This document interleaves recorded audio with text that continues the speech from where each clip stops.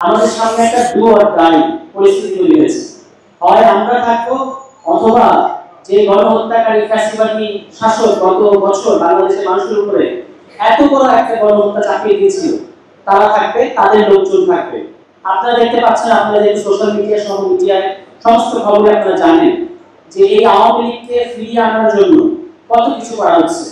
একবার রিফাইন্ড আওয়ামী লীগের নামে, আরেকবার জাতীয় পার্টির নামে নানাভাবে আওয়ামী লীগকে এখানে আনার চেষ্টা করা হচ্ছে। কিন্তু আমাদের কথা খুব পরিষ্কার, যারা বাংলাদেশ বিরোধী রাজনৈতিক দল যেমন আওয়ামী লীগ, যেমন জাতীয় পার্টি, তারা বাংলাদেশে রাজনীতি করতে পারবে না।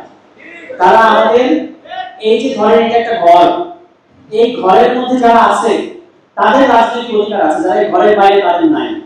জাপা এবং আওয়ামী লীগ এই ঘরের বাইরে আছে, তারা বাংলাদেশ বিরোধী শক্তি, তারা ভারতের এজেন্ট। ফলে যারাই চেষ্টা করছে এদেরকে আবার রাজনীতিতে পুনর্বাসন করার জন্য, তাদের এই চেষ্টা শোচনীয়ভাবে ব্যর্থ হবে। বিশ্বাস করি আপনারা কি জাপা আওয়ামী লীগ এদেরকে ফেরত আনতে দেবেন? বাংলাদেশের মানুষকে তাদেরকে ফেরত আনতে দিবেন? পুনরায় তারা আসতে পারবে না, আসতে হলে আমাদের রক্তের উপরে আসতে হবে। ঠিক আছে, এই হচ্ছে একটা বক্তব্য। দ্বিতীয় কথা হচ্ছে, আমরা একটা কথা গত বছর গণ অভ্যুত্থানের পর থেকে পরিষ্কারভাবে কনসিস্টেন্টলি ধারাবাহিকভাবে বলে গেছি, সেটা হচ্ছে ৭২ সংবিধান বাংলাদেশে চলবে না।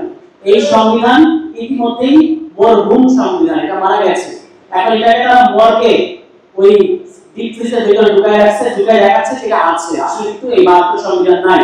আমাদের একটা নতুন গণতান্ত্রিক সংবিধান প্রণয়ন করতে হবে, নতুন সংবিধান বানাতে হবে।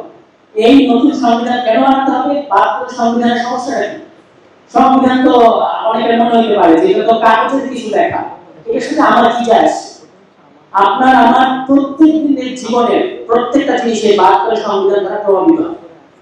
আপনারা যখন সার পান না, যখন এখানে বিদ্যুৎ থাকে না, যখন এখানে এলাকায় উন্নয়ন হয় না, যখন হরিলুট হয়, আপনার এখানে উন্নয়নের জন্য টাকা পয়সা আসছে সরকারের থেকে, এটা যখন স্থানীয় চেয়ারম্যান, মেম্বার, এমপিরা লুটপাট করে, হরিলুট করে, এটার কারণ হচ্ছে ওই ৭২ সংবিধান। ঠিক আছে, এই কারণে ওই সংবিধানটি আমাদের চলবে না। আর ওই সংবিধানটা কারা বানাইছে? সংবিধানটা বানাইছিল যারা পাকিস্তান রাষ্ট্রের জন্য গণপরিষদ নির্বাচনে জয়ী হয়েছিলেন। আপনাদের অনেকে যাদের বয়স বেশি মনে আছে, ৭০ সালে একটা নির্বাচন হয়েছিল না এই দেশে?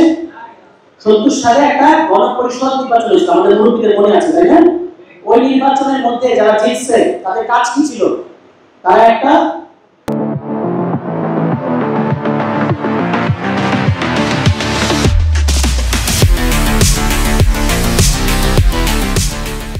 পাকিস্তানের জন্য একটা সংবিধান বানাবে, পাকিস্তানের জন্য।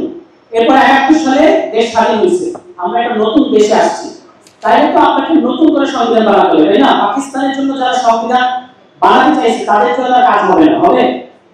কিন্তু আওয়ামী লীগ পরিস্থিতি ওদের দিয়েই ৭২ সালে একটা সংবিধান আমাদের জনগণের উপর চাপিয়ে দেওয়া হয়েছে, এবং আমাদের পুরো জনগণের কারোর কোনো মতামত নেওয়া হয়নি।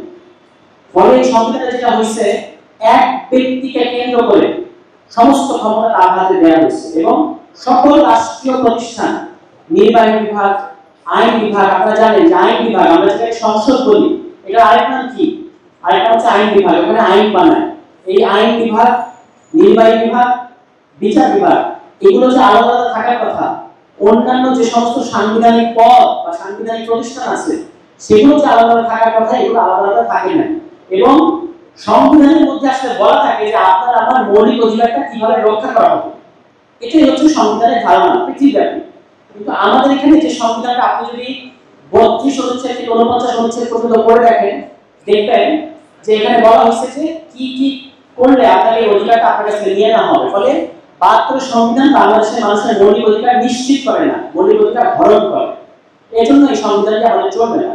এই গণঅভ্যুত্থানের পরে গত ১৫ বছর শেখ হাসিনা কোন সংবিধানের দোহাই দিয়ে দেশ শাসন করছেন অবৈধভাবে? এই ৭২ সংবিধানের দোহাই দিয়ে, তাই না? যে এই সংবিধান মোতাবেক আমাদের থাকতে হবে। তো যারা আজকে ৭২ সংবিধানের জন্য এত কান্নাকাটি করছে, আপনারা জানেন তাদেরকে তো তাহলে ২০২৯ সাল পর্যন্ত অপেক্ষা করা উচিত। এই সংবিধান মানলে আগামী নির্বাচন কোন সালে? ২০২৯ সাল।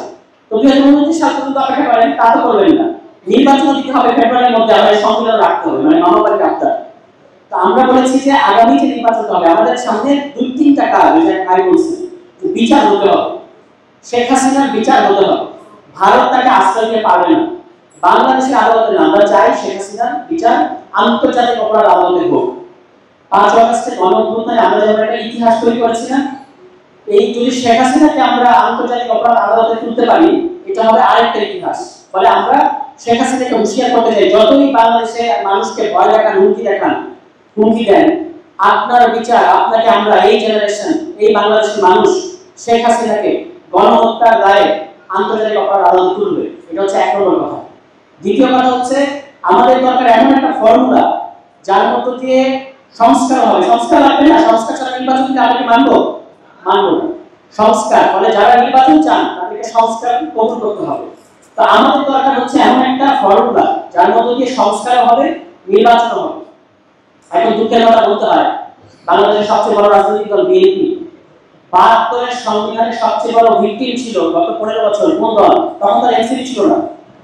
বেগম খালেদা জিয়াকে অ্যারেস্ট করছে, গৃহবন্দী করে রাখছে, বিএনপি নেতাকর্মীদেরকে গুম করছে, ক্রস ফায়ার করছে, কথা বললে জেলে নিয়ে গেছে। কি করেনি শেখ হাসিনা? এই সব করছে একটা সংবিধান দেখায়, সেটা হচ্ছে 72 সংবিধান।